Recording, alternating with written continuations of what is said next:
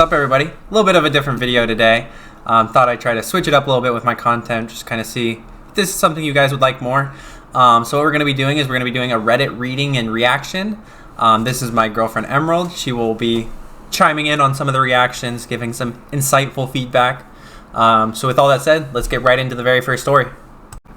Alright, this first story comes from the user Consistent Olive 604. Also the subreddit Am I the Asshole? Thought we'd go with the old classic for the first video. So the title of this is, Am I the Asshole for Refusing to Leave a Wedding Because I Wore a Dress That Looks White Under a Black Light? Interesting title. So it starts. A few months ago, I attended a close friend's wedding with my husband. I wore a yellow dress. Think like Belle in Beauty of the Beast yellow. Bumblebee yellow. So yellow that I did not question if it was appropriate or not to wear a wedding, and neither did my friends nor family. What do you think? Do you think yellow is an acceptable color to wear to someone else's wedding? Because, I know it's taboo to wear white to someone else's wedding. Yeah, white and off-white, and also, in my opinion, a light blushy pink. Just because, with one, snap of the eye, it's going to look white. Mm-hmm. And those are all colors of, wedding dresses you can buy. If it's, a normal, truly, bumblebee yellow, so far I think... No. Yeah, I think it's interesting to kind of see the discerning, because she does say bumblebee yellow, but I don't correlate bumblebee yellow with Belle yellow. I correlate Belle to be more bright yellow, kind of like this light back here, a kind of golden yellow, which I feel like would seem a lot more like white. Yeah, a Belle yellow, same as you, that's not bumblebee yellow. Bumblebee yellow is very a normal bus yellow. Mm-hmm. And then... Yeah, and then Belle's more gold. So it kind of depends on what what type of yellow she means. Yeah, and obviously if this were a bridesmaid dress or something like that, it would be completely different. Yeah, if she was a bridesmaid and that was the dress she was told to wear, there'd be no questions about it because the bride chooses those. So. Mm-hmm. All right, let's continue. It says, I arrive at the wedding and we have the ceremony, the cocktail hour, the dinner, and the reception. I get many compliments on the dress, and the bride even comments on how much she loves it several times. It's weird, she gets kicked out after the bride says she loves it. Towards the end of the reception, the venue dimmed the lights and turned on some black lights. These black lights made my dress appear more white than yellow. Again, I think the what are they called? The user, the Redditor? Mm-hmm. The Redditor might be embellishing their story a little bit. I feel like this dress is probably closer to white than they like to admit, especially if it's going to come off that bright white. The only time I've ever seen stuff come off of that bright white whenever I'm under a black light is socks. White socks, yeah. White shirts. And I've worn yellow to go rollerblading or to a roller rink, and they have those black lights. Mm-hmm. I had a bright yellow shirt with 27. It was a Jenny Finch shirt, and it came off just neon yellow. It did not come off at all white. So I feel it has to be, she's saying yellow, but I feel it has to be a cream off-white. Mm-hmm. Yeah, I definitely agree. All right. A member of the wedding party approached me while the black lights were on and stated that I needed to leave because my dress was quote-unquote white and quote-unquote inappropriate. I stated the dress was yellow, but the black lights were making it appear white. The member of the wedding party stated that if I didn't leave, she would, quote, make me. I stated I'm here to celebrate my friend, repeating that the dress was yellow, and said I will not be leaving early. Bride and groom hadn't left yet, and I came from overseas. The conversation, while heated, did not have raised voices or foul language from either side, but I will say it was tense. Now, I will say I think something that definitely throws another wrinkle in is this person came from overseas, for assuming that they came strictly for the wedding, and I think that changes something if they're coming from thousands of miles away. I mean, I guess it might be somewhere in a European country where another country's 20 minutes away, but... I also think it's weird that if this is a close friend, you typically know what's going to be going on at the wedding, what type of lighting the reception's going to be. So if you know it's going to be a black light, or even if you're going to wear a color that you know might be close to white, you typically would contact the bride and be hey, if the lighting affects the color of the dress so much, I'm saying. Yeah, but it also says that it's a member of the wedding party. It's not the bride. It's not the groom. It's not someone in the family. It's just someone in the wedding party. Well, then that person's just being rude. Unless the bride asked that person to be like, hey, I'm uncomfortable with that color. All right. Let's continue. Okay. The wedding party member walked off, and I watched as they immediately went to talk to the groom, angrily pointing in my direction. The groom shrugged and continued to dance, so he does not even care.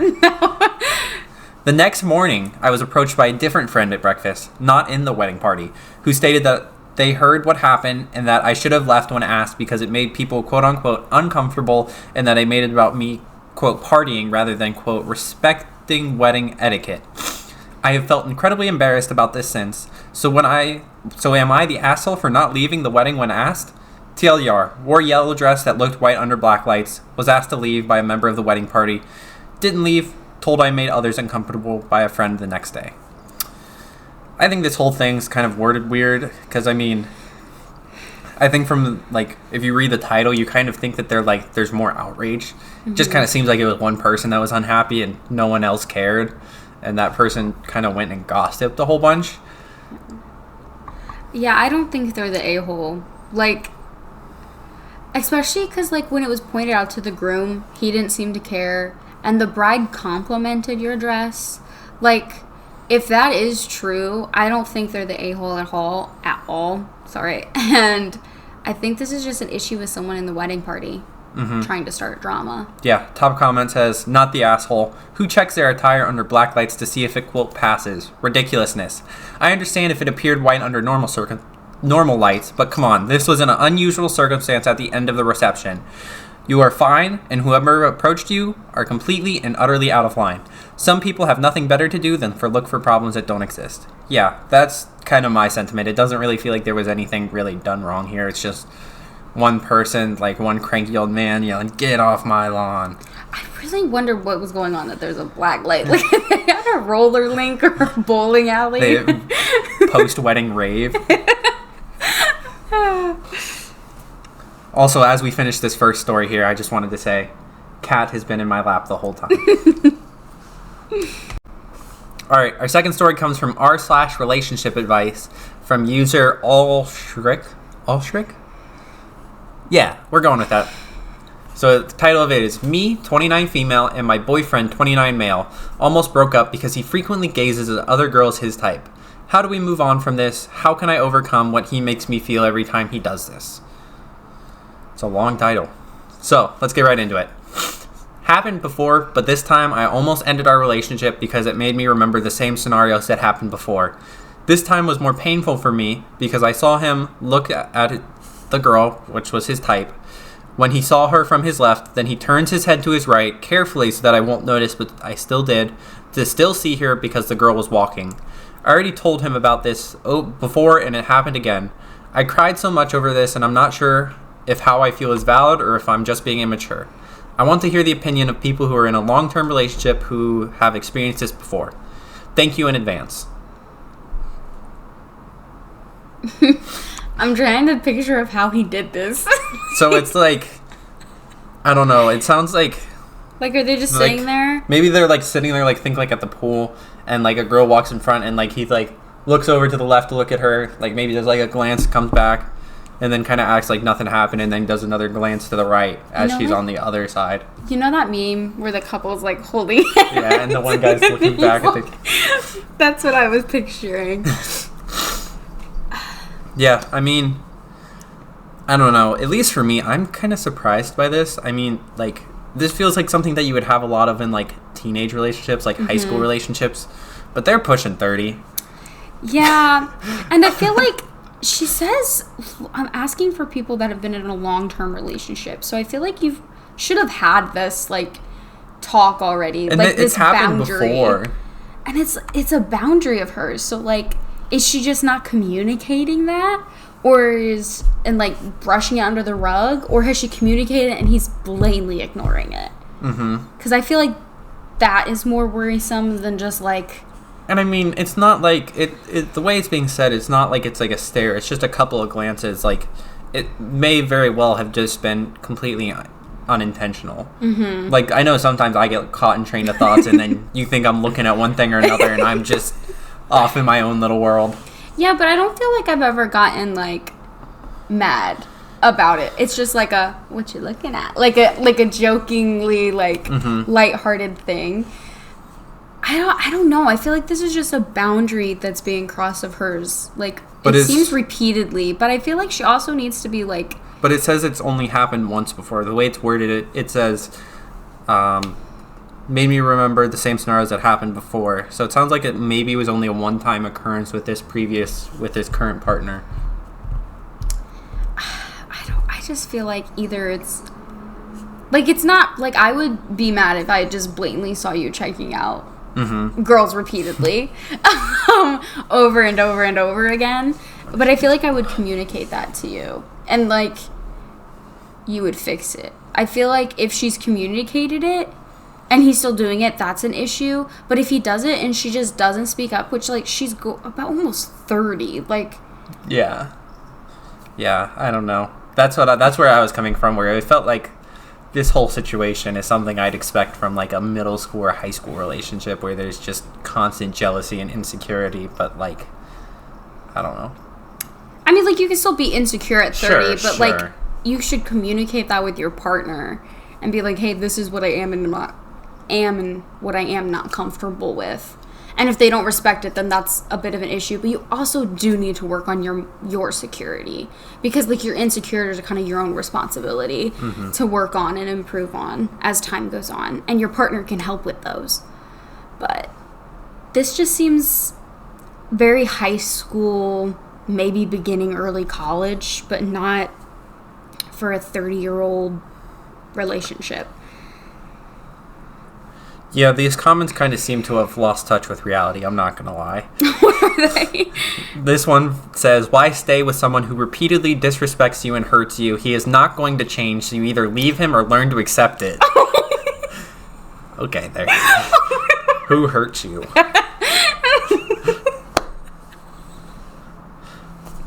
Another one says, follow through and end it. You shouldn't be asking how to not feel bad when he's disrespectful. He is being disrespectful. That should be enough to show you who he is. He won't change. I feel like you just need to communicate. Let's be real. Why are none of them saying, like, communicate? Like, how are any of these from long-term relationships and they're just like, end it? Like, this one is a little bit more reasonable. It says, basically, what's your boyfriend's perspective on this? How does he view the instances? What's your relationship like apart from this? Yeah, I think a lot of context is missing here, kind of with whether this is a boundary or if this is just something she is holding grudgement over him for, even though she's never once said it. Okay.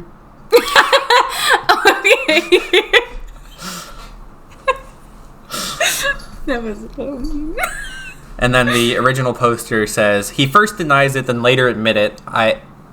If I somehow psycho him, then I won't be mad, then say sorry. Then we'll later justify it that I should not worry about it because that person is either old or young or whatever.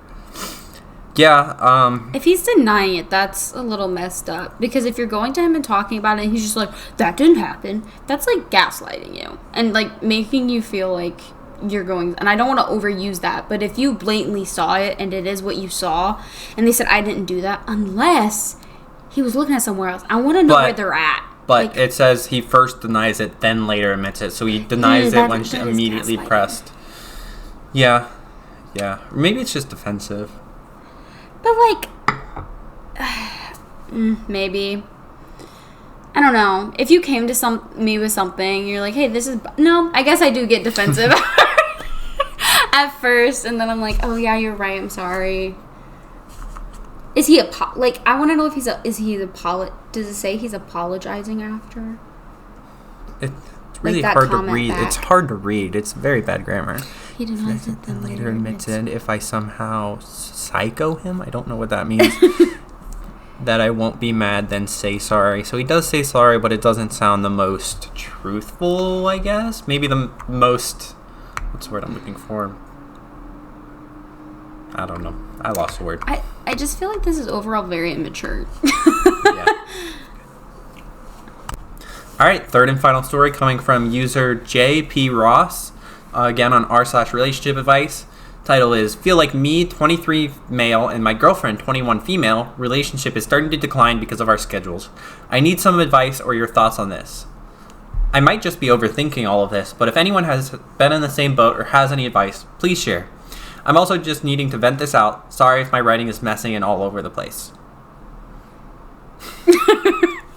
I've been in a very solid relationship with my girlfriend for just over 3 years now, but the last 4-ish months have been in a steady but slow decline in the amount we see each other. Maybe once every 1 or 2 weeks. We still text every day, but don't text as much, and some days she responds with very few words, and other days it's back to normal.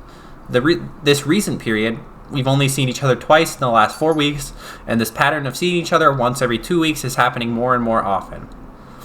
So just kind of starting off, at least for me, I don't think a relationship needs to decline because someone has a busy schedule. I have a very busy schedule. Emma, she has less so of a busy schedule. Yeah, we just have different majors, so our busyness differs very much so from each other. It just never lines up. I'm busy all the time. Yeah. And she's busy some of the time. True, like when I got exams. Yeah. I never stop. Okay. But yeah, I don't think there's any reason for that to necessarily be a decline. If you buy into it and you kind of let that soak you up, I think you can certainly let it affect your relationship and let it deteriorate the potential bond that you have there. But I don't think just because both people in the relationship are busy is necessarily a need for that decline. It just takes extra effort from both parties, I would say, if there is less time present there. I will also say, it's very easy to, hyper fixate on, the negatives and the things that aren't going well rather than, the positives, especially if you're less busy than the other. So, I notice when I have more time, I hyper fixate on, how much time have we spent together? More so than, when we're both busy. I'm like, oh, that was nice that we had a little, 20 minutes to hang out. If you're both busy, it's good. I do feel like if one's less busy than the other, it's easier to that certainly feels things. That certainly feels like what's happening here is she's more busy than him and he's kind of fixating on this. Let's keep on reading. She recently came over to my place a few days ago, and after we settled for a bit, I brought up all these issues while we were lying down and hugging. I basically said that our relationship feels like it's in a decline, as we used to see each other 3 times a week to now, where we see each other maybe once every 1 to 2 weeks. She said that she's perfectly fine with this kind of schedule and has no issues. She also said it's because of her work. She works 10 a.m. to 6 p.m. 5 days a week. She just started volleyball within the last few months on Sunday, which is one of her days off, family stuff, and there's nothing she can do about it. After work, she's super tired and she wants to go home, relax, and then sleep. Even on her 1 day off day, where she has nothing, she sometimes says she just wants to relax and stay home. She said she can FaceTime if I'd like when she chooses to stay home or on her day off. Yeah, I think I'm very much in the same boat as her a lot of the time. I'm busy at least 6 days a week, sometimes 7. And there's certainly times where I just don't want to go out and do something. I want to just relax. Yeah, and I also feel when we entered the relationship, we knew how busy it would be when we started. So, going in, I was, prepared for that. I see how it might blindside you if you weren't so prepared for that. But also, their age difference is popping out to me because she's 21. So, they're just in different parts of college or job.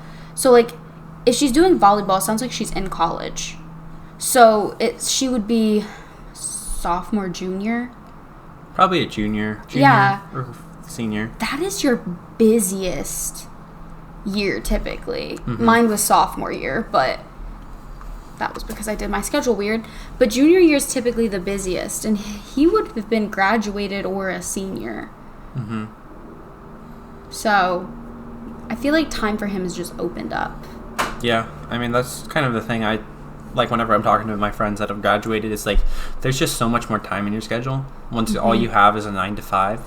Because I know at least when I'm in school, I'm typically either at school or doing homework probably 12, 13, 14 hours a day. And that just doesn't really leave much left in your life. So kind of once it kind of contracts to that 8, 9 hours, it's really just way more opened up for you. Yeah. school stuff is busy. Not as busy as yours, because you also have co-ops and all that. I don't. I just have research. But yeah, so let's keep going. I told her I'm in the same boat where I work 7 a.m. to 3 p.m. 5 days a week. I barely get enough sleep as I try to do the stuff I like from my personal interests and hobbies, concerts, playing games with my friends. But I still try and see her after work on her day off, which is usually Tuesday or Thursday, as her work schedule sometimes changes. Yeah, it just sounds like they're both working. But also, people handle stress and want to do different things when they're stressed. It kind of just depends if you're an introvert, extrovert. When I'm stressed, I like going hanging out with people, talking about stuff, and doing stuff. You more so like being inside and like video games and like doing sports more so. Me, I like to like either be talking with somebody and like watching a movie with somebody or reading a book. More so. Yeah. After a bit more talking, she said the schedule is not going to get better and only going to get worse once she starts her dental school program next year. She then went off on a bit if I want to stay together with her because it seems like I want someone who I can see more often, and she doesn't want to take that away from me. I replied to her if she wants to stay in this relationship, and she said, I like you, or I mean I love you, and I do want to stay together, but it's up to you as it seems like you don't want to because of our schedules. I then looked at her and she started crying. She's in love. I mean, what did she say? I like you, or I mean I love you? That's the quotes, yeah. Like, did she say I like you? I mean I love you. If she's... Wait, are they on FaceTime? Or no, in person? They're in person. He went to go visit her to talk. This poor... I feel so bad for her. Yeah, it kind of seems stressed. like he's like... Rather than trying to take away from her stress from being busy, he's just adding more stress. Which, I don't know, doesn't seem like the best decision. No, he seems like once she's set her schedule, like for me, when you're really busy and I'm like, oh, he's choosing not to spend time with me, something, or like that's what's going on in my head. And then I talk to you about it and you're like, no, this is my schedule, like blah, blah, blah. It's like, oh, and then I pause and I'm like, he's just really busy. And like, instead of having that pause and reflection and being like, I genuinely care for this person and like, what are their motives? He's just like, me.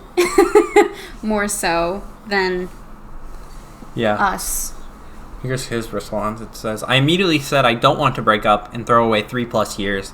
I still love you and just want to see you more often. We talked a little bit more while she was crying, and she said that she was really scared, and we rarely ever have deep conversations like this, and she thought this was it, and I was going to break up with her right there. She wishes that she could see me more often, but she really doesn't have any choice. It's like being stuck between a rock and a hard place. We also can't just easily meet as we live over an hour from each other. Ooh, that adds another wrench in, is that they're an hour apart.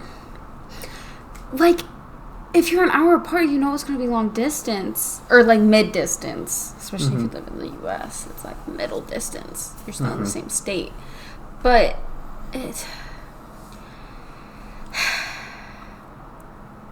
Yeah, I think one thing that at least sticks out to me immediately is he never says that he understands that she's busy. Maybe that's something in a conversation that he didn't include. But he never explicitly says that she's busy and that he understands that. He's never truly kind of like understanding that that's not something that can change with her. It still kind of seems like, from the perspective at least that we're reading it at, that he's kind of harboring this blame towards her for these things that she can't control. And if that's truly how he feels, then this relationship's kind of bound to fail, because that harboring of that distrust and that contempt is just going to kind of continue to build this kind of nagging desire to be with somebody else.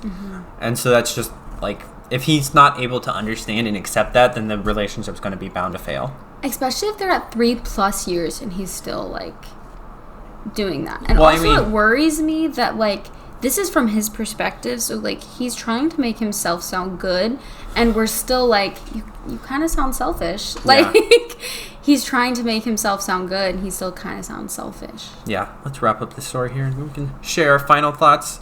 After saying all this, I can't stop thinking about how she said she was really scared. I don't want to break up with her, and I can easily see a future with her and having a family, but this schedule is also getting in the way. Maybe this is just a rough part in our relationship, but later on we would hopefully be living together. If you see a future with her being busy for this, like, if you look at all in all, this small section of their life, like, it's going to be a blip if they stay together and have a family, like he says he wants to do with her. Like, I feel like he's just hyper fixating on the wrong thing rather than being like, wow, she still likes me. It's 3+ years. We're still going strong. Yeah, she's busy, but, like, we still love each other. We still have a connection. We still have a spark. Like, I feel like he's just focusing on the wrong thing and, like, tallying up every minute and second that they have together and what they don't have together and putting that on a balance rather than the good experiences they have and the bad experiences. Yeah, that's a good way to put it. I don't know if I can top that one. Sadly, no comments, so we can't hear anybody else's perspective. Any final thoughts from you before we wrap this up? No, I feel like he just needs to understand what she's going through and just be more patient and sympathetic with her rather than being more attacking, and I don't know the other word for it would be. Yeah, I think so. Sweet. All right, well, that will do it for this video. Leave a like if you enjoyed. Subscribe if you'd like to see more. We'll try to maybe do a couple of these a week. I don't know, that's unreasonable to you? If our schedules allow it. But yeah, thank you all so much for watching. See ya.